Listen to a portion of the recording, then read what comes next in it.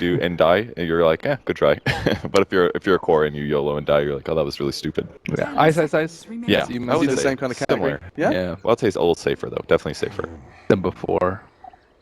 Everybody's really pulled in the aggressive mistakes thing. It used to happen a lot more, especially like 3 years ago. But ever since then, those kind of players, if they don't get consistent pretty rapidly, they get kicked. And they get comeback replaced. mechanic. And comeback mechanic as well. You don't want to, any death here or there when you're ahead just gives away so much gold. Does look like we are into the draft. LGD and Faceless, our first game of our second day here in the Boston Major, as we do venture into both groups C and D. The draft has begun. We've got 2 bands on the board. I'll throw this over to you, Dota Brains. So in Faceless's last series, they had first ban Nyx every single time versus them. Also, Ogre is a very common pickup for them. I kind of nicknamed their opener's HP regen as OP because they love the HP regen heroes. Is that what you've got in your notes? Yeah. Nice. I try to have an opener for everyone in the teams. Yeah. And LGD is... in Chinese, LGD is it's the name of a brand, but there's a running joke in the Chinese community that it means Lai Gao Di, which is come high ground. I talked to Jack about this because they used to be known for just defending high ground with Magnus plus whatever, and then they would win later. Lao Gai Di. It's close enough. Okay, thank you. I was hoping it would Pretty be close, wrong. yeah. And then, How dare you, sir? And they pick Rubik, which is good at anti-push, and Bat, I think, are 2 of their most highly picked heroes. Rubik got banned. Yeah, goodbye, Ruben. Okay. And Faceless, what else have we seen from them a lot? I've got, they pick a lot of Magi, DK, Crystal Maiden. They're some of their most picked and all banned. Crystal Maiden? But it says here. I could be mistaken. You get to do stuff all the time with mana. Makes Yeah, all your yeah. lanes better. Oh, I Yeah, love that having a is. maiden on the team, don't get me wrong. Wow, beautiful stat to answer our questions. That's a nice Christmas jumper. CM is pretty hit or miss depending on the heroes you're against. Just a lot of times it's great. They're going to go for the bat first. I think it was that or a strong support, something like Warlock. Great opener. Would you say it's a stereotypical Ice hero? I would say not so much, personally. I feel like he usually plays semi-farm heavy ones. Yeah, actually, when he was on DK, I think that was his worst hero by a large margin. That was when Bat was the best offlaner. You had to pick him or ban him every single game. I mean, he has been almost 100% ban and Yeah. Yeah, this was a little bit different than the other period. The other period, it was like, I think 99%, maybe 100%. Okay. Every single game. This time it's yeah. like probably above 90, but not quite. And normally I would have huge concern about this if that was his stereotypical worst hero, but for Ice, I guarantee he just went into pubs and he played like 10 games and he got insanely good at it. Yeah, this is like 2 years ago. And he's going to do something in there too. I just know he's going to do something that we haven't seen before with the hero. That's a really good idea. He's that kind of guy. Oracle. It's a standard Batrider counter. It's a little old school, not as typical as it is now. He got nerfed a lot, so we actually have. I don't think I saw an Oracle yesterday at all. I didn't either. So it could very well be the first of the tournament. Was it at TI6 that someone built Ags on Oracle? I'm pretty sure. No, it was Captain's Draft, I think, with Sumail did it mid. Is that true? No, not that one. I saw another game where it happened. I don't think it was at TI though. I thought it might have been in the group stage. It was disgusting anyway. Like, I hadn't seen it before. It was ridiculous. It's kind of okay. Kind of okay. I'm not over-exaggerating. I feel like that's how. I'm wondering if anything excites you, Ken. That's how Pudge does compliments. Like if you're really good friends, he'll go, "Hey, dude, kind of okay." Yeah. And then you go, "Oh my god." I'll give you 51%. Yeah. 51% acceptability. Should always buy mech first. That's the thing. Because it gives you a lot more heal. I did a meta spreadsheet. Do you guys want to see it? I can show it to you. I would love to. Oh, I'd love to. Let's do that as soon as this game is going. You show me that spreadsheet. Is it color coded? Kev. Tell me it's color coded. It's really not. I didn't. I tried to spend only an hour on it. So. Did you? You didn't shade it with colored pencils. I didn't. No, it was all on the computer. I could have drawn on my colors. screen, but. OD. Mech's better. Okay. Are we going to have a series here where nobody picks Drow? Do you think that would be nice? Possibly. I actually really love this combo of Oracle plus OD. It solves some of those mana problems, because with the OD aura, you get free mana sometimes, and he spams his spells so much that you can kind of get away with just an Arcane Boots, and early game, he's pretty much set. He can even, I don't know, maybe even like an aggressive... They can even like do an early rotation, put Oracle mid, and do like a dual lane. I don't know if we'll see anything like that, but... Oh, what? Ogre Magi? Never seen that before. He's just reliable. So reliable. We were talking about consistent players, consistent heroes. Ogre is definitely falls into that bracket. It's more surprising that LGD didn't take it though. That they valued the Oracle over the Ogre. They have turned to other solutions against the Batrider. They don't necessarily have to go for the Batrider. They've actually picked LC a lot recently. But the OD first phase is a little striking, Yeah. especially versus the Bat Rider. It's not if you're an OD player, you do not like playing versus Bat at all. Yeah. At all. I mean, you can banish allies that get lassoed, for example. I mean, it's definitely scary, but Your low range, your like turn rate it's one of those heroes that doesn't do well if you are immobile. It's kind of That's like true. playing versus sniper. Like you just can't get in there. If you're too close, you'll get lassoed and die. And if you're too far away, you're not doing anything. and he's based on right clicks, so the more time that you're not moving or slowly turning is Yeah. moments that you could be auto attacking can actually make a huge difference in whether you kill someone. And you don't build Lincolns very often true. on him. Although I have seen it before. And you talk of Sniper, he actually just got banned as well. Looks like LGD Okay, are taking him out. And they banned LC too. So now that are making sure that it's pretty much only the Oracle that can save the OD. So now I think they can look to punish the OD. There's different ways. Abaddon. Venge? It's decent against Ogre. Ooh. Decent against Bat Rider. Kind of. Slightly good. Is that an It's LGD overkill. pick? It's definitely overkill with Oracle, though. It's probably not very serious. I think they'd be better off to grab something aggressive to combo with the Oracle. That way, because Oracle can do some roaming, but it takes some levels. His level 1 to level 3 is a lot weaker roaming compared to other supports. Give him some damage, I think, is going to be important, or at least something that can help offset what Ogre's doing. Why a Pugna ban? Pugna's a very common OD counter pick in the Eastern scene. Wow. You just never see him. I just never Dude, see he Pugna get is picked. picked all the time in the We- SCH. we- Really? Why all is the it? time. Why is that? Is he just... It's just regional based differences. Regional. For example, there's no Warlock in this game. He's not picked. He's not banned. It's just Yeah. it's just a regional thing.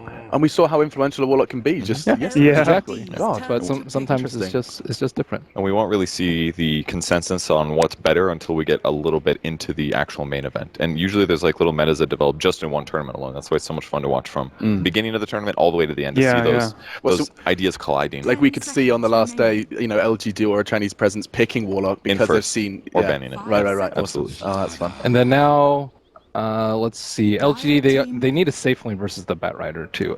We've seen a lot of Life Stealer, but that's not more their style. I would say Slark is probably way more likely.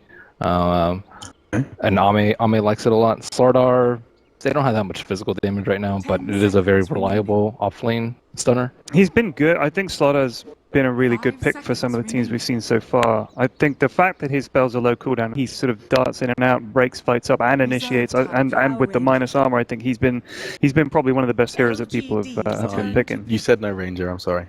Okay. You get it. Well, Ranger that coming in for sucks. Faceless. More and more. It is. I mean, it feels like, if there hasn't been a game where we haven't seen a Bat, a Drow, or a Magi, and there's all three now on Faceless. I think the reason they picked Drow here is because with the Slardar pick, they know that the offlane is, I mean, it could be a support, obviously, but the general thought is if it's Slardar offlane, I can pick a weaker tri-lane. And Drow Ranger is definitely something that can be exploited in that way. They covered themselves slightly with the Ogre. Now with the Drow, they should, unless they pick another carry or another offlane to fit with the Slardar Oracle, it should cover Faceless here. So whose draft do you like more at the moment, Kev? Do you think the Faceless Voids, Faceless draft, is kind of, it's pretty straightforward, isn't it? It's very similar to the drafts we've seen so far. I think both drafts have lots of rotation potential in terms of what their lanes are right now. So I would say they're on pretty equal footing. I think it's way too early to call. Ooh, Ricky. Maybe I could make an assumption now, though. And I'm not going to. Someone else want to? I'm just kidding. An assumption about Faceless's next pick? How about the Ricky, Ricky. Ricky's harass potential is definitely very strong. Yeah. He can just show up at random lanes. That's definitely effective. Good against Drow Ranger early game as well, just because she can't really shut down your pressure. And I don't think Ogre's going to be able to do a good job at that either. So, Ricky +1 dual lane plus Ricky roaming could be pretty effective. Interesting. Oh, and with OD, if he shows up mid and OD gets a banish off on somebody, set up the smoke cloud, Yeah. that's pretty good gank potential. I like the Riki because it can contest the Drow Ranger lane. Just Slaughter alone is just going to get destroyed. Yeah. Pretty much any two supports plus Drow Ranger will be able to deal with it. But with the Riki, you can actually contest the pools constantly. So another Drow Medusa from Faceless. Black likes Medusa a lot. Not the first Medusa we've seen. No, Drow Medusa is very, very common. There's only a few teams that pick it just Medusa by itself. I think EG is one of them. But Because her base damage is bad, isn't it? Like It's Medusa. terrible. So if you get the Drow, suddenly it becomes scary. Yeah, really good. And now, They have a slightly good counter with OD, though, because his ultimate lowers mana no Yeah. matter what now. Mhm. That's a pretty big hit to her survivability. Pure damage is arguably not as good as Raw, I would say, against Dusa. I can't remember. But the exactly. mana steal is the int steal is really that's a good. fantastic. Yeah, that's Yeah. really big. Yeah, OD not bad against Dusa. Is that a wyvern ban? Yeah, that is. We've seen that It's, once. We've seen that pick once. And what was that countering? Perch? It was Remind me. anti-drow. Anti-draw. It was anti-draw. So maybe no, that makes no sense. I mean, they're pretty limited on burst right now, and it's mostly physical. You got Slardar Amp. Slardar himself doesn't do much right click, so it's pretty much OD's right click, which does have pure components. It'd be okay against Wyvern, but they'd also have to worry about like Wyvern ulti. They're very right click based. Slardar, OD, Ricky, all right click based. So I think it would have been pretty effective. Also, they have really weak push right now. So if they had strong counter push from somebody like, I guess it doesn't matter. They still have Dusa, but I think it's mostly about his ultimate and his third skill, the Cold Embrace, that they banned it. Playing on the last two then. And this is where I do like to see if anyone can speculate, but it doesn't seem like we've got too But much just of a read. normal support, maybe like Witch Doctor, anything standard like that. strong. Dazzle's okay too for the Weave versus the Slardar. Any other suggestions? I guess think CM they maybe? need. Actually, I'd kind of like CM. I think it'd be especially good with Ogre, giving him extra mana in the laning stage. And then the only downside is it would kind of prevent Ogre from getting to mid faster, and then it would also kind of gimp their safe lane a little because CM would have to get 2 in the jungle and then go lane. I think Venge would be pretty good, wouldn't it? Weaver. LGD's Interesting. Support Weaver. Okay. Would you ever do an audiobook? If you come on hard times, would you ever write like? Oh yeah, do for sure. You would. But I'm too busy right now. I don't have time. Okay, but like, would you? Can we stay in contact and maybe you can consider Yeah, it? if you want to throw money at me, yeah, I'll take your money. Yeah, I'd like you to do Winnie the Pooh, I can do that. Christopher Robin and his adventures. I'm gonna need a lot of money. I don't like Winnie the Pooh. You don't like Winnie the Pooh? Okay, I think you'd need someone pay me a English, lot. surely. Winnie the Pooh is But like... listen, I just feel like that really sent me to sleep. Not, No. not in a bad way. Like as in, it's just so warm. It's like your voice is like a fireside chat. You know. But a fireside chat with someone who's detailing in extreme detail how disappointed they are in you. That's what it feels like to me. Like ever sitting me down and telling me all the things I've done wrong in my life. I would really exceed at the EOR segments. That's for sure. Yeah. So this is everything that's gone wrong. One more then. One more for LGD. You messed up, Ted, and here's 100 reasons why. I've laid out a spreadsheet, color-coded this time. Yeah. Spent 4 days making this. I think the Weaver pick can actually be punished from the Riki. I think that when VP picks it, I think it's a lot better. And this might be like, oh, we saw VP, they've done really well with it, but like they didn't have any long duration silences. And Weaver's move speed without Shikuji is absolutely atrocious. And they have a Slardar on the opposite team. Yeah. So I'm not the biggest fan of the Weaver right now. LGD just probably need a maybe hero to. Did you round things out. see Lil's Weaver yesterday? I know, but this is Faceless. This is Faceless. Okay. I think I agree with you on all those points. I think the one good thing that they have about it is it does kind of allow them to have a strong dual lane support with the Weaver. He can try to zone Slaughter with Drower at least. And we got the last one. All locked in. PA. PA. Always makes me think about personal assistant. Still can't break that. Sorry about that. Personal assistant. I wouldn't want PA as a PA though. I'll tell you that. That'd be quite intimidating. Draft is done, and this is where we have just a couple of moments then to say if this has completely shifted your opinions. Does this feel like there's a real winner in this draft, Malini? I think Faceless have all the hot heroes right now. Okay. So I'm going to go with Faceless based off draft. Giving it to that, we have got the casters ready though. It is going to be Gods and OD chomping at the bit to jump into the action. Absolutely, Alex. Thank you very much. We're ready to get in the first game of the first series here today on the mainstream. LGD versus Faceless. We've seen the drafts. I was talking to you about this before, Gods. You've got a lot of hope for Faceless coming into this one, but for me, I see LGD. They're the powerhouse here, surely.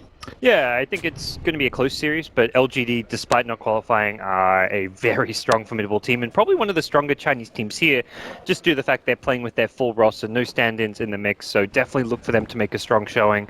I think we're both kind of looking at EG and LGD as maybe the two favorites in this group, but Faceless, a tough first-round opponent for LGD. This is the best team in SEA as far as online results go. They just haven't shown the same kind of performances on LAN just yet. And obviously, considering the drafts that we've seen from both sides, we're going to see this interesting interaction, obviously, with both teams having this roaming. Ricky on the side of LGD, there's the Weaver on Faceless. I mean, how's that going to work out against each other? Do you like that they picked the Weaver up here, FL? I think it's good. It's always going to be very strong when you've got the Jar Ranger because the hero gets so much physical damage with the Gemini attack and the Swarm with the minus armor. You get that casual Blightstone that we see as XY starting item. So he's got Blightstone with the Dust. He's looking to be able to counterplay the Ricky of XZ, maybe follow him around a bit. Also just help zone out with the safe lane, make sure that the Jizing on the offlane Slatter doesn't get too much. So we'll see how this works out. But I think it is a pick that's going to fit the Faceless draft very well. At the moment, eyes on the mid lane. We are going to see, obviously, with the sentry down there prepared. XZ will get the quick D-ward though. So LGD already going to have some pretty good control of this mid lane, and for the time being, looks like Jabs is going to be left on their own, because up top, that's where Faceless are looking for a bit of action by the looks of it. Trying to surround Jizing, but he's straight out with the TP and back to the tower as well to make sure he can keep himself in lane. Has the salve and the regen ready for that kind of play, but this mid lane could get a bit tricky for Jabs in the early stages. Yeah, unfortunately his block was not as good as maybe, so the first creep wave was something that he couldn't get any last hits on, but that's going to improve as the lane does start to push out fairly soon. It looks like Ricky recognizes there's not a whole lot he can do, and similar to the Slater being zoned out, he wants to make sure that Ice on Bat Rider gets zoned out, so he's already rotated down bottom to help prevent the Bat from getting that level 2. Being back at level 2 is always a big win as far as the safe lane supports go. And as you said, he does have to be very, very careful with XZ. Nipping at his heels here. Ice. He got the level 2 though, so he managed to leech just enough from that last melee creep dying. Ice will be happy to able to fall back to the jungle, play some sacks. Ice is not the kind of offlaner to go, oh, I've got my level 2, let's go jungle now. He always loves to mess with supports, keep them busy. He doesn't even mind dying once or twice in the lane if he's getting XP and farm and keeping the supports busy. He always sees that kind of thing as a win for himself and his team. It looks like he's going to hang around bottom as well, try and get that 2-minute rune potentially, but XZ also has that in mind as well as he hangs around, and with the backup of Victoria, we'll make sure that XZ is able to take down, and Ice unable to claim the bounty rune towards the mid lane as it continues. I think Jab's starting to catch up a bit thanks to the fact that XZ's attention has been down bottom on the leaving this mid lane as a pure 1v1. Looking like the offlane going a bit better for LGD. Slater managed to get a side pull off, which denied some farm and XP from the Drow Ranger, and also got the lane pushed to his tower. So suddenly we see Slater getting some CS uncontested. He's also hit level 3 now, so I think that's definitely maybe some mistakes coming up from Faceless, considering how many heroes they have up in this top lane. To let Slater get that side pull off and get the creep wave to his tower is something you've got to prevent from happening. So Faceless going to have to make a move, and they are looking to go on the Slater now. Going to make a bit of a go into Jizing here. He's already sprinting away. As the Crush as well if they get too close, but Black he's couldn't too get a right speedy. click off. Yeah, he needed that one ice arrow. He just couldn't quite get in range, and Slater using the sprint to escape. So overall, these 3 lanes, would you say it's slightly favouring LGD here in these first 3 minutes? And the offlane's going slightly better for them, and then looking at the cores, you've got PA well ahead of the Drow and CS, and mid lane being won by the OD as well, thanks to some early help from the Ricky. But Jebs, now that he's level 4, has the points in Mystic Snake. We're seeing him start to harass pretty well onto the OD. OD's having a rougher time now that the Mystic Snake has been leveled up. Because he Ice clearing up a stack, but XZ in the neighbourhood will be able to take a fair bit of the XP, and even getting two of the big creeps there. That's a lot of gold. Very, very nice for XZ, hanging around in the right neighbourhood at the right time. Yeah. That's a really big win for those kind of plays. Make a big difference to all the timings for a Bat Rider to get his Tranquil Boots up, for the Ricky just to get some, Tranquil Boots himself, Phase Boots, whatever he wants to go for, just getting that early rain drops makes a big difference when you suddenly have 150 gold that you otherwise wouldn't normally get. I'm going to make a bit of a go here on the mid lane. Sentry's down, so Jabs will see this coming, but it's questionable how much he can do in reaction there. RTP's coming through, the rest of the team trying to turn up and help him out. Jabs will be dropped though. First blood picked up by XZ. He's trying to get himself out as well on the Ricky. Jumps across. The bug is on him though. He's not going to be able to get it off in time. XZ will fall in return. Victoria also taken down as well as XY, able to clean up a double kill in return for the fact that LGD did find that first blood. But at the end of the day, Weaver with that DD and the Drow Aura, it's an absolute nightmare to deal with. Yeah, it's a lot of damage. There will be a TP back in, so XY gets bottled back to Jabs, but that was a nice turnaround from the Ricky, but ultimately it's still a small win for LGD because they get the first blood gold, and it's the carry maybe who doesn't. He doesn't die. He doesn't get the first blood either, but he stays alive in the mid lane while the Deucer goes down. So I think it's still an exchange that LGD get the smallest edge out of, but very much a kind of a null exchange since LGD also had to commit 4 heroes there. Yeah, I guess it will also, considering how well the Weaver will play with this kind of lead that he's just got there. You know, we're obviously used to seeing Lil support Weaver and such, where he gets a good start and suddenly the game starts to run away. We'll have to see if XY is able to achieve something similar with this game. So already reaching on to level 4, has a nice chunk of money on top of the Blightstone. He needs to do well too, because Yeah. Deucer's going to have a lot of time where she needs to catch up. She's struggling on CS, and that's a big problem for them. Top lane Black in a bit of trouble here, actually getting the wraparound, and Arme jumping in with Jazing. They've found one. Can they actually get a second? That's the question. Actually, in fact, yeah. Jikuchi's still on cooldown, of course, just level 1. So they will pick up both the kills there. LGD sending 4 up to the top lane and crushing the safe lane of Faceless. Yeah, that was great rotation. PA making a move there. LGD just really making these unpredictable movements, like a 4-man rotation towards the mid lane to kill the Deucer. You're expecting like the supports to be there, but it was the Slardar as well as both supports to kill the Deucer, and then suddenly it's the PA with an early TP up top. Kind of just moves you just don't expect. PA wasn't even level 6 when she TP'd up there. If you're Faceless there, you're not expecting that TP up coming from the PA, but that's exactly what LGD want to do. They want to make sure their early game goes well, because if you let Drow, Medusa just get their farm, get their levels, then the 5-man comes in, then towers start to drop, and you're not going to have items to fight this Faceless team once like there's a Dragon Lance on a Drow Ranger, whatever it may be, once Deucer has some treads and a Dragon Lance herself. That's where you're kind of at that point where you can't fight. So you want to make sure you get these small little pickoffs that slow down Faceless with their item timings. This is certainly opening up to be a very, very strong start for LGD. Our mate in a fantastic position, level 7, nearly 1k gold on top of the phase boots. Nuts running there to harass him away. He's only up here on his own now on the PA, so can't really get too close to that of Faceless. Still a mid lane matchup as well. We've nearly got Gabs falling behind, being doubled in CS almost by performance from maybe on the OD. Yeah. I'm just going to have the level 6 Drow Aura now to give him a good 23 bonus damage, but it doesn't help prevent him from getting ganked, and that's exactly what's happening now. Arme on the PA is now level 7 at the mid lane looking for... I mean, he's ready to dive with the looks of it. He will jump in and follow through. They've got 4 heroes surrounding Jabs. There we go. With the Astra, there's maybe potentially a bit of time for Faces to react. They will send through 1 TP. Jabs does have the Stone Gaze. And it looks like LGD aren't content with finding a good angle to jump in on that, so the 4 of them would just simply disperse across the map and look to fight that Medusa at a later date. Yeah, I'm probably thinking that they're kind of at that point where diving that Medusa into Stone Gaze is going to end poorly for them. You know, they can force a TP to the mid lane, but they don't want to dive underneath the tower itself, so... a wise decision to back off, and we'll see where Arme looks to go next. He's kind of given up the safe lane to the Slardar to try to get his level 6, work towards the... Obviously, the Blink Dagger's not going to come super soon. It's just 150 gold on Slardar, but he can farm just fine at the top lane. If anything, he can contest the Drow's farm. Drow doesn't want to go anywhere near this PA because the jump threat is just... It's a bit too much. If you don't see Riki on the map, a Riki plus PA can kill this Drow very easily, and that's something where Black can't really farm the lane unless he's got 1, even 2 heroes nearby him. Yeah, Arme getting, as you said, just all the space and having all the dominance in that top lane that he needs. Bottom lane, XZ and Jijing, they've got their eyes onto Ice.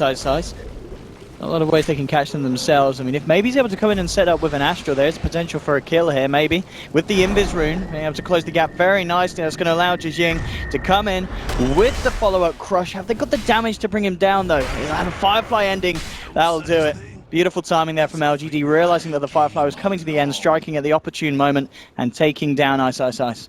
Yeah, really, really well played. And God, LGD have to be feeling really good about their early game. Maybe is working on a Midas, it looks like. He picks up a casual Gloves of Haste, doesn't buy the treads. He's thinking, Midas time.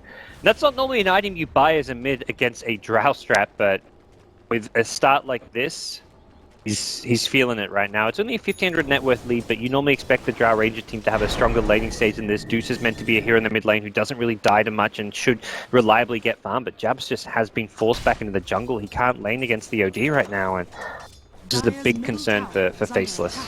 Down bottom, XY coming to interrupt this, but they've got eyes on him here, and XY is in a lot of trouble. He's taken down for that play. Ice has come in with the lasso, trying to do something about Jijing, who's desperately getting himself away with the stick charges in the backup of Victoria. Jijing should be fine. Oh, he messes up. He goes back into the Firefly. Bit of a misplay there from the Slardar, costing him his life. LGD are making sure that they could try and find the favorable chair, but Ice, he seems to be outplaying them. He's got a double kill. Arme falling low as well in the Firefly. Will jump across and finally finish off Ice. But a little bit of a mess there from LGD as they lose 2 heroes' lives in the attempt to take down Ice. Yeah, they should have lost 0, I want to say. That was definitely the Slardar did not need to die. He was out of the fire, he walked back in, he died without using, I guess it was just trying to get off and amplify damage. You can kind of understand where it's like, oh, I survived, let's help my team out. That's very strange. Knowing that the Bat Rider can't right-click me, but yeah, he's still got Firefly there. It was, yeah, a bit of chaotic play coming out from LGD and kind of the panic set in, but all in all, nice money going Ice's way, who now has drums, tranquils, and the magic wand. Not trying to rush the blink dagger. I think he realizes the early game hasn't gone all too well, so he needs to keep making space, doing plays like he just did. I mean, in kind of scenarios like that, the drums build, it makes it even easier to pull that kind of stuff off. Oh yeah, if he had a drums already there, it would have been fantastic. He gets the extra movement speed, he gets the extra stats. I think they're going to go on the Deucer, but doesn't look like it. There we go. Force some TP cooldowns, and then you're happy. Oga is actually going to make the full commitment towards his TP mid, but he's got no mana. He can't really offer a whole lot here.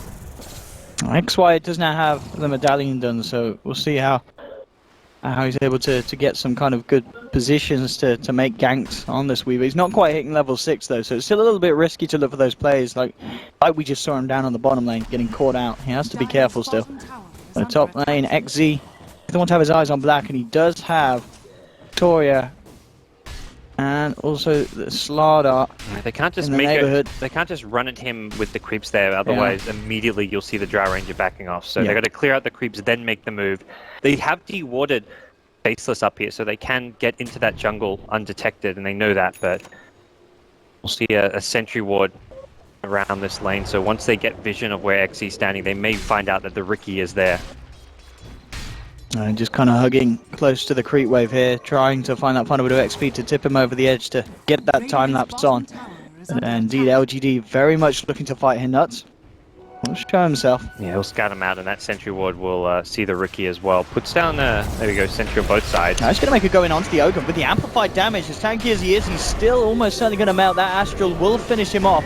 Ult from the Riki here as they hold their position in the midst of it all, but they're looking to surround the Slardar. Jijing will be taken down in return. Jap's actually going to be able to find XZ as well as he turns up to the fight to back up the rest of his side of Faceless. And they will take the trade there, 2 for 1. And again, it's LGD looking to try and make these plays, but it's costing them much more than they're getting out of it. Yeah, they're trying to be efficient and not bring like a 5-man route. If you 5-man top lane there and Faceless just dodge you, you're wasting your time. So they only had 4 up there, and because that Faceless like, you got 4 heroes, we're going to bring 5. We're going to bring a numbers advantage, and good luck trying to fight all 5 of us. The drums pick up on Ice, allowed them to chase and easily win the fight there with the 2-for-1 exchange. But it's still not the biggest loss for LGD because of the fact that PA was in the mid lane farming towards that Desolator while it's going on. So, well, as we see, they've seen us and they do attempt this diving, but immediately, TP's coming in from Jabs on the Medusa, Black's on the east, and also towards the west, Ice is making his way over. They get the kill. Riki ult at this stage, absolutely minimal damage, nothing they need to worry about with the sentries down. Because even when they placed that sentry, they didn't de-ward it, so potentially if he de-warded that, the Riki would have survived. Meanwhile, mid lane, back in the current game, they're making a go onto the PA. False promises there, he'll jump away. He should take a fair chunk of damage, and indeed he does. It's very, very close. But it was enough for Victoria to keep Amaya alive there. I think the biggest thing that Faceless did really well at that top lane was Black's positioning. He was off to the right there. The Slardar was trying to go on him, but then got cold arrowed, got gusted back, got kited really nicely. Black was in the best possible position and was just out of range of LGD to get on top of him. Ideally, they want to be getting a like crush and an amp damage on him with the Riki follow-up. Then Faceless could have been in trouble there, but as it stands, Faceless then transition into a mid-tier 1 tower. And that's a nice little objective for them, but these fights are about to get very difficult with the PA having the Desolator now. The burst potential is something they're going to have to start respecting. Radiant's bottom tower is under Again, XZ is getting intel across the map for the team. Yeah. This is where it's a bit unexpected to see the Midas pick up from maybe, because this is the pushes, the 5-man from Faceless is really starting to begin. We see them take the mid tier 1, now they're already at bottom. But I think their plan for LGD is we're going to trade towers and try to play more towards the late game. Maybe he's got to force stuff with the Midas, so it's not like he's underfarmed and lacking a core item. And 15 minutes having... Normally, the alternative is you'd have like treads and a 4-staff. So having a brown boots, 4-staff, and a Midas is A-okay for him. I can see mid lane, LGD may be ready to make a jump. They have got the full 5-man around. Jijing does have the Blink Dagger complete on Slardar. See what the plan's going to be. Phantom Assassin is heading towards that bottom jungle, maybe thinking he can find Ice on the bat before he gets a Blink Dagger.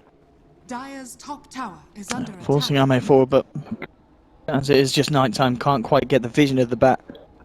And at Faceless, of course, spawning out all these movements as well. Radiant's middle tower is under attack. So see what Black looks to get. He's got the casual mob mounts. He's one of the few players that still builds Mask of Madness. He really likes the item, but against the PA Slardar, it may be something he forgoes. You might want the extra armor from the Helm of the Dominator. He probably also just wants to get the faster Hurricane Pike, since the Force Staff effect is going to be very useful against both Slardar as well as the PA, even the Riki getting out of the smoke cloud. So I think there's a good chance he just rushes the Hurricane Pike here. Similarly, maybe an item that Jabs even wants to go on his Medusa. For now, just staying on the phase Yasha. But as they've got the Desolate, they want to make use of it. They're going to smoke up not just the Desolate, the Blink on the Slardar you mentioned. Going to make some play. I think that was slightly in range of Faceless's Hobsword there towards the mid lane. So I think they're aware of this. This is going right. Yeah, I believe they saw the edge of the smoke, so they know that something's going down.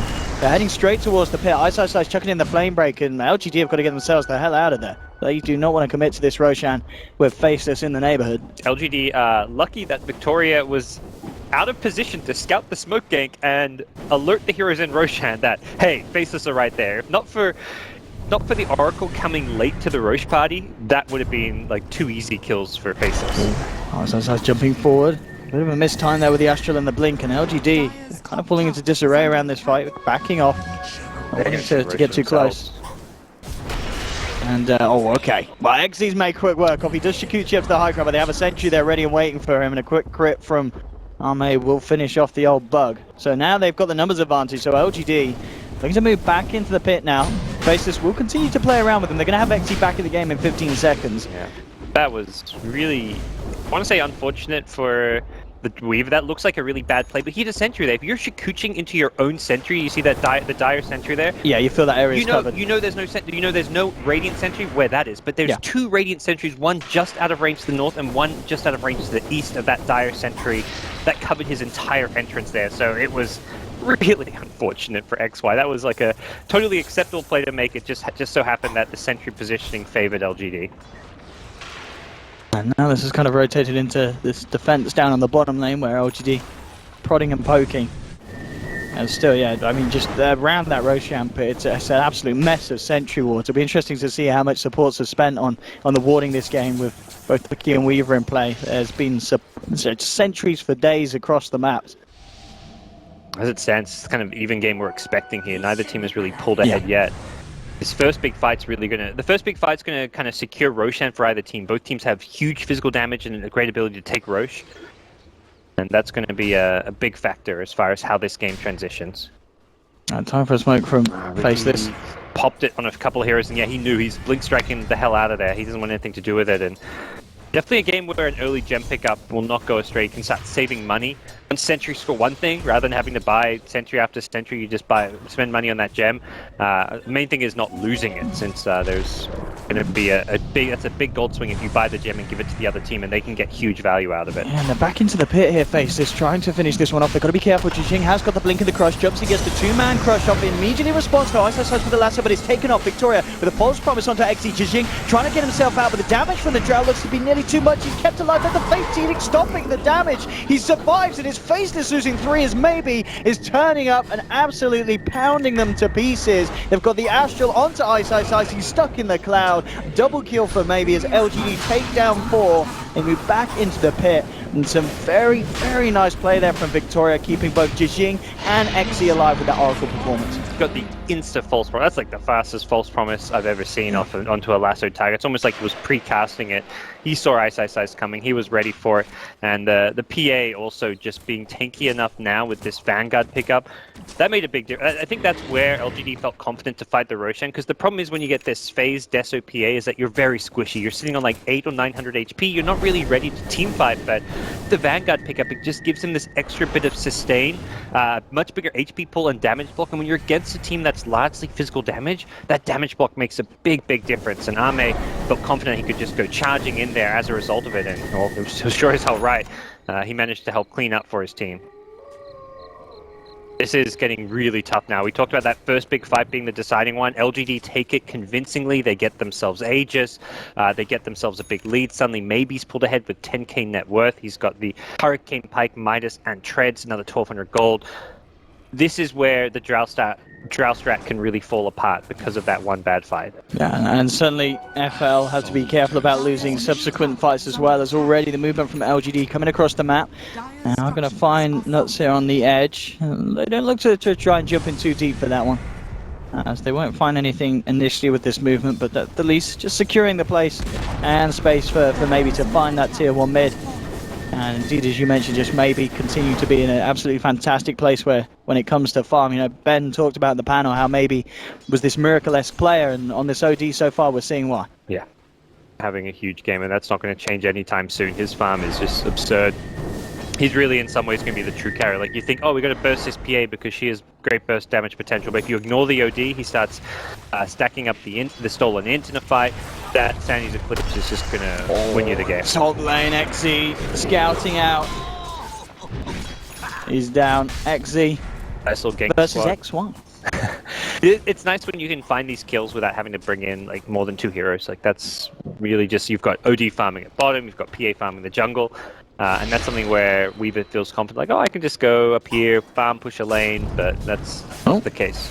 Hello, yeah, Ice Ice Ice. He's found himself a PA. He'll start to drag Ame back. He does have Nuts in the neighborhood, but the false promise is already out from Victoria.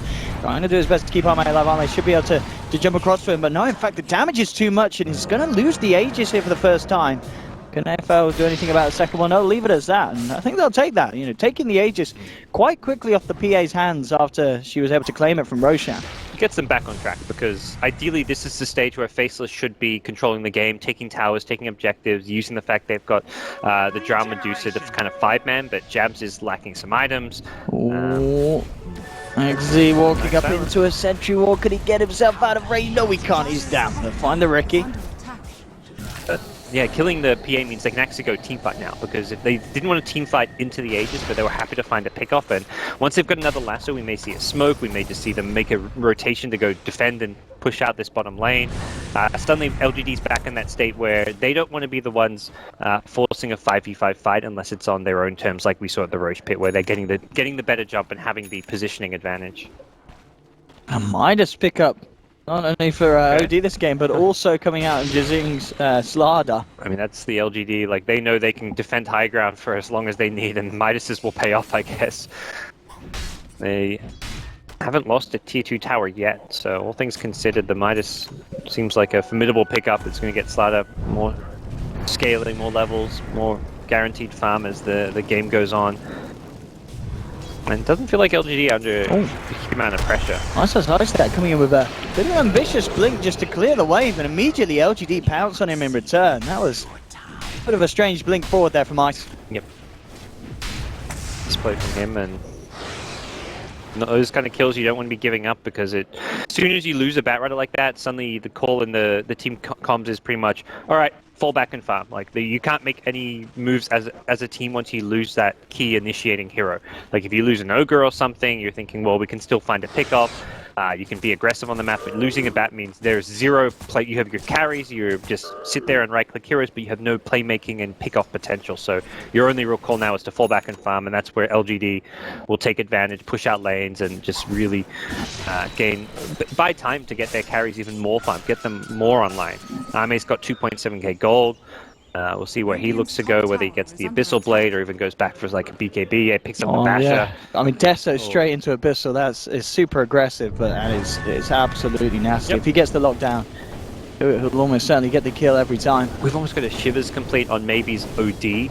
24 minutes in. Yeah, and that's the armor he gets from this is going to help so much against the Drow Deucer strat. Getting that 15 armor as well as the attack speed slow for the enemy, that really gives him almost like unlimited survivability in these fights. It's going to get absurd how hard he is to kill for Faceless. Well, as we can see, a bit of a creep skip from the Weaver, making it very hard for LGD to push in this bottom lane. So we'll force them to back up. And whilst this is happening, there's free space in the mid lane. Black was able to find a bit of farm, so at the end of the day, that sort of trade at time and space it pays off for Faceless. I think one of the big reasons they're getting these Midases on LGD's side is because they recognize they can't, even with this lead of theirs, they can't really go end the game because they have very bad wave push. Slaughter and PA, neither hero really pushes waves at all. That's one of the downsides of PA. Despite us seeing a lot of PA in this tournament, normally it's paired with a mid hero that pushes waves quite well. OD is okay, but not great. The Astral, of course, able to clear a wave but decently in the early to mid game, but come late game, you're kind of faster off just right-clicking down a wave, so you're not really much better than the PA. And that's really one of the big limitations of maybe LGD's drafts, is they're forced to play for late game, but that's LGD in their comfort zone typically. So we'll see whether or not Faceless can try and punish that, or alternatively, it feels like they need to just match the farm. They're going to have to go late game with Drow right now. It's not the end of the world. We're seeing teams get better and better at scaling with Drow Ranger, the itemization, the play around the Drow. It's no longer this, oh, you've got to win the game by 30 minutes, push all the towers or you lose kind of thing. You've got a Deucer, you've got a Drow. Deucer, one of the best late game carries out there. So by no means are Faceless like, oh, we're going late game, our strats failed. They're probably just thinking, this is the plan B. Let's start playing the farming efficiency game rather than trying to team fight. Oh, maybe he just waltzes in with the Shiva's Guard, and that spooks Jabs. Immediately stone gazing and backing off. And now at this point as well, you've got a little towards Ricky, who's also finished off a Diffusal Blade. XZ is going to be a little bit of a nightmare as well for these cores on Faceless. If he can get like a Manta style thumb up as well, he's going to be a good hero to be able to burn down Jabs' mana pool on that Medusa as this game goes on. And LGD are going to look to force things in this middle lane. I think recognizing that there's just some key items missing on the Faceless side to really fight. There are also key spells. The Stone Gaze being used, of course, means that's really the big team fight ultimate of Faceless. With no Stone Gaze, they're like, sweet, let's go. This is really a good time to take a free tower. Then they fall back and defend the tower. That's why. He has been spotted out here. That Astro, yeah, beautifully done there by maybe the Astral caught him mid-time lapse animation. He was trying to get his way out of there, XY, but up goes Splat and maybe just continues to have this pretty much flawless game. 405, insane level of farm here to have it 27 minutes in, and well, mid lane LGD making sure the pain doesn't stop for Faceless. A quick jump in, and Faceless have to be careful now. Giving away kills like this, just allowing LGD to continue to build and grow this lead that they already have. Getting rough as far as the kills go. It's not totally all over, as mentioned. Faceless are looking to just play for that late game. They'll be able to defend their high ground pretty well with the Medusa on the front lines with Stone Gaze. Ice once he gets a 4-star, he's getting picked off though for now. He needs that 4-star. XZ jumping in. By the 4-star. Jishing he had the money. Back up. Yeah, the Firefly gave him the money for it, but didn't manage to buy it in time. Oh, maybe Black's turning it around though. Yeah, he should be able to get Jishing actually by the time. Oh, no, the smoke screen. Oh. JK, don't have detection though for Black. Black will be able to Shadow Blade as well. Jabs going for the Stone Gaze. TP out. He will make it. Luckily, no dagger bashed in time. I saw the PA TPing in the dagger flag. I'm like, if that bashes, that's like the unluckiest Medusa you'll ever see, but gets out of there. Oh yeah, major OD problem, and OD's very good against Medusa in late game because Medusa takes a long time to kill. She's very tanky, but for an OD, that's just more and more into steal. And when you're stealing it, you're taking away the mana pool of Medusa, so there's less mana to use for the shield. So as much as Medusa can scale into the late game, OD is ahead on farm and is a somewhat head-to-head counter in that carry matchup. So it's going to be very tough for Medusa here. Probably need almost like a BKB at some point, which is never an item a Medusa really wants to build.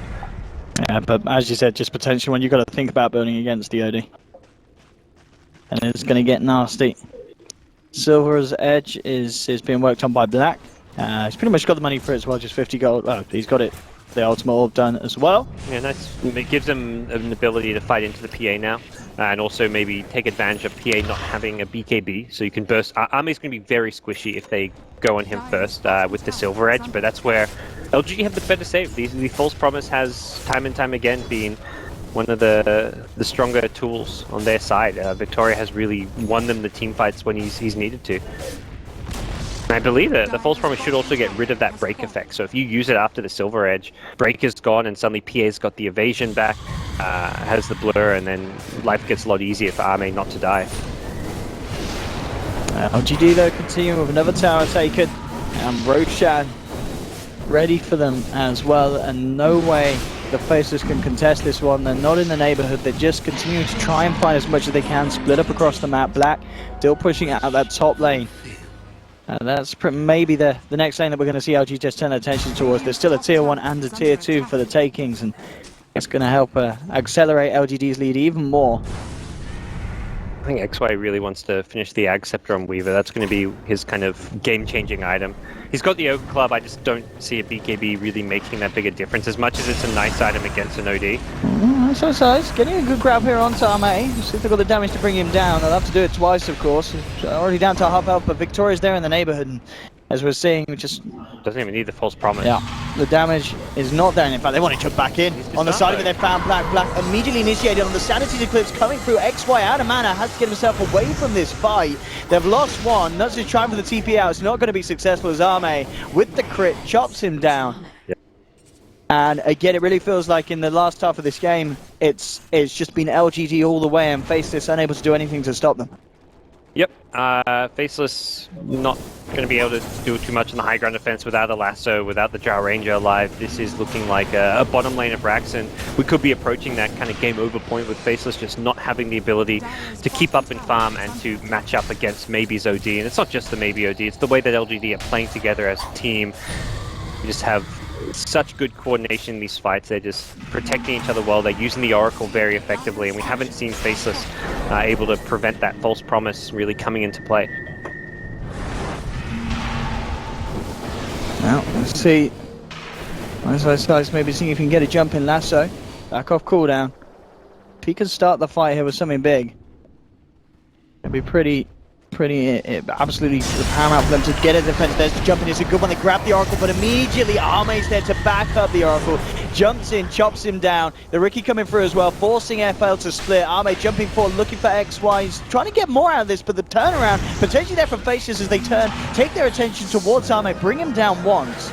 They bring him down a second time, that's the question, and the answer probably is not. And maybe able to get XZ though. False Promise for Victoria. They're in time, but the urn on, and the heal should be enough. He blinks away. Jabs moving forward with the Stone Gate, trying to catch some more stragglers of LGD. It looks like their heals weren't enough at the end of the day for XZ. Riki to fall. XY continuing to chase down, looking for Victoria.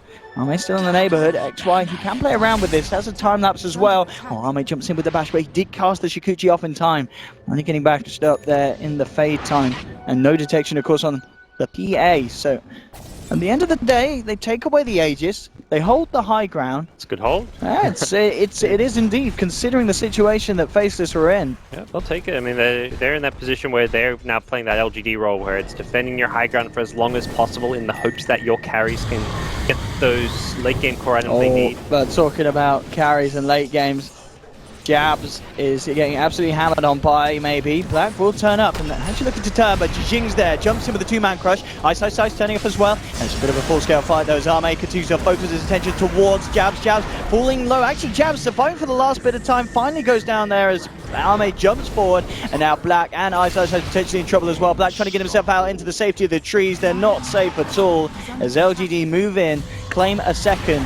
And this time, in this trade, it's back to business for LGD. They lose nothing, and they take down both the two late-game cores of FL. Yeah, that was just LGD bringing the numbers they needed. Oracle shows up in time to help the OD out, and that short cooldown on Astral, allowing them to have the uptime they needed. Faceless couldn't bring in the numbers. They didn't have the damage to burst down the OD in the lasso. The False Promise was actually on cooldown, but didn't really matter. And just pick after pick for LGD. XZ.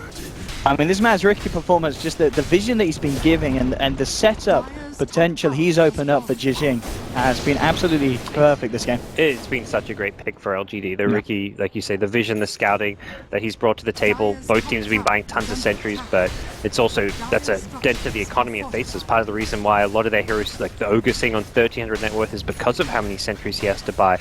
Weaver hasn't been able to finish an item either, so suddenly LGD, this time around, they will break through the high ground. They will get the melee racks, and They need something big here, Faceless. And it's going to be so hard as well. Maybe he's just picked up a full AC. He's got so much armor. yeah, that's absolutely absurd. He recognizes the threat. The only way he dies is physical damage. One Jijing following through again. XC's jumping. They get the two-man crush. Jazz will move forward with the Stone Gaze. LGD back up for the time being. They get a good discuss onto XZ. Take down one. Ame and the daggers again. Will blink forward onto Nuts. Jijing again coming in on the top with a two-man crush. Ice will have the lesser one to maybe, but Victoria's there with the false promise, saving him. Ice taken down. It's a painful trip back to base. It's Faceless again, losing 3. Will be back up again by the looks of it for one more fight, but they've already lost the full set of racks up top. It looks like they will lose the mid one as well. And potentially one more fight in it for them, but not if they lose the Medusa like this. They immediately jump in for Jijing. Ame, the Sanity's Eclipse from maybe, hammering down onto Faceless' heads. Gaps just could never finish his core items. He ends the game with 4k gold, but he has Lincoln's Yasha at 35 minutes in. That's not going to cut it. Obviously, he could have had like the Manta style or something like this parts of the Skadi to work on, but LGD got too far ahead. They hit their timings. They won that first big fight. I mean, this game, to me, that fight around the Roche. Yeah, that first Roche fight is the one fight that you look at as far as